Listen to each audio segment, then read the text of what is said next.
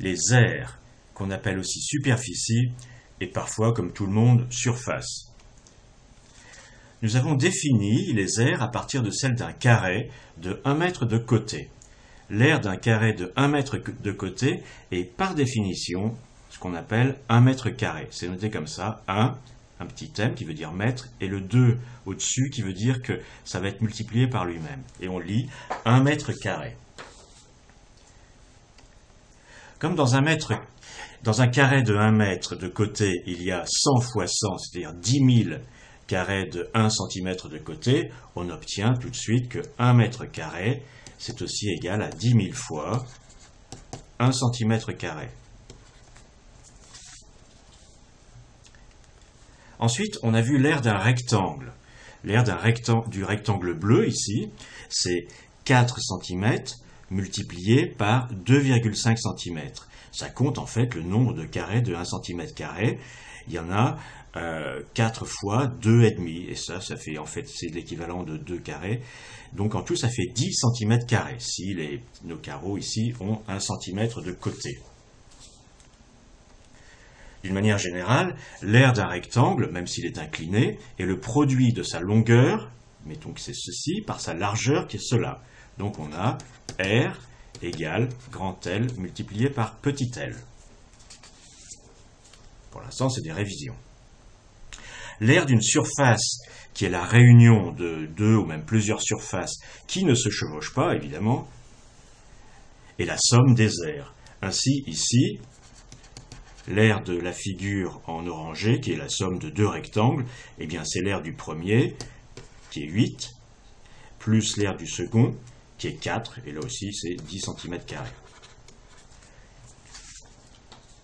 Ensuite, on a vu l'aire d'une figure triangulaire.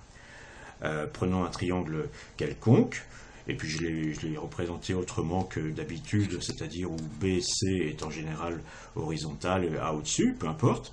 Eh bien, l'aire de ce triangle, c'est tout simplement la moitié de l'aire de ce rectangle construit avec des côtés parallèles à ce que l'on appelle la hauteur H.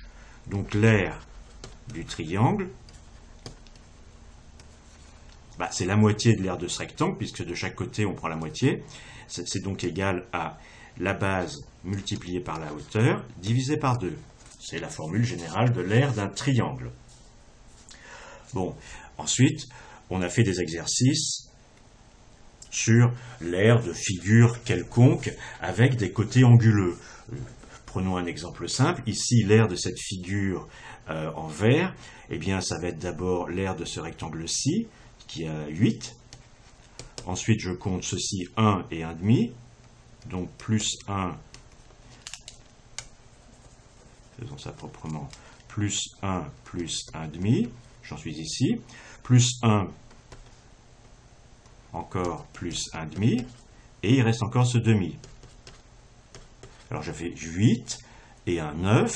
2,5 ça fait 10 et un 11, 11,5. Donc ici c'est 11, c'est 10 plus 1,5, pardon, c'est 11 plus 1,5,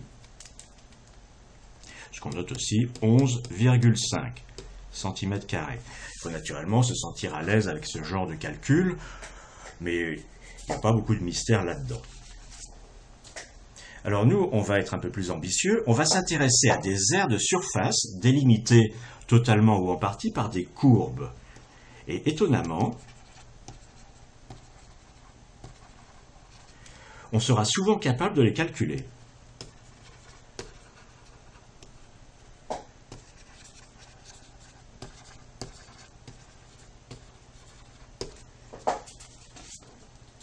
On va prendre un cercle. Prenons ce cercle et on va le découper en une grande quantité d'angles égaux et plutôt petits. Ici, j'ai pris des angles qui partagent 90 degrés grosso modo en 5, donc ce sont des angles de 18 degrés, et donc en tout j'en ai une vingtaine. Mais on pourrait penser, ce serait plus compliqué à représenter, à 360 angles de 1 degré.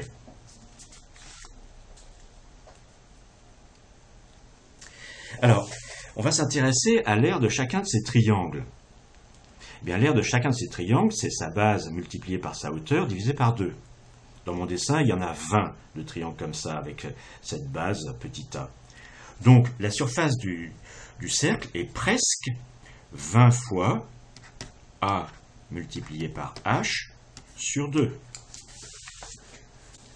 Continuons à examiner ce que ça veut dire. 20 fois a, c'est la somme des bases des triangles. Mais c'est presque la circonférence du cercle. En fait, c'est un peu plus court, mais pas beaucoup. Et h est presque le rayon.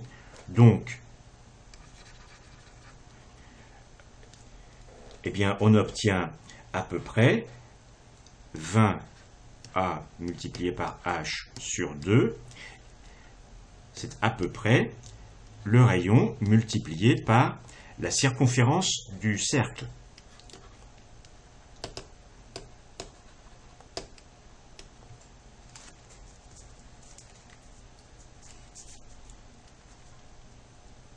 Divisé par 2.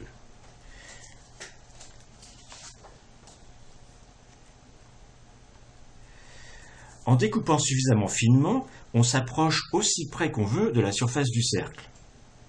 On oublie simplement ces petits bouts d'arc, enfin ces petites surfaces délimitées par un trait et un petit bout d'arc. Et on s'approche aussi de r multiplié par la circonférence divisé par 2. Il ne faut pas l'oublier, ça peut m'arriver. Et c'est-à-dire, je vous rappelle que 2πr, c'est la circonférence du cercle. C'est même la définition de pi. C'est la longueur de la circonférence du cercle. C'est par définition. Définition de pi comme ceci, qui est 3,14 et quelques. Alors, on va terminer. Donc, la surface, c'est-à-dire l'aire, pour être précis, du cercle, ne peut pas être autre chose que r multiplié par pi multiplié par r, puisqu'on avait 2 pi r multiplié par r, il y a un 2 en bas, je peux simplifier. C'est r pi r, et on le note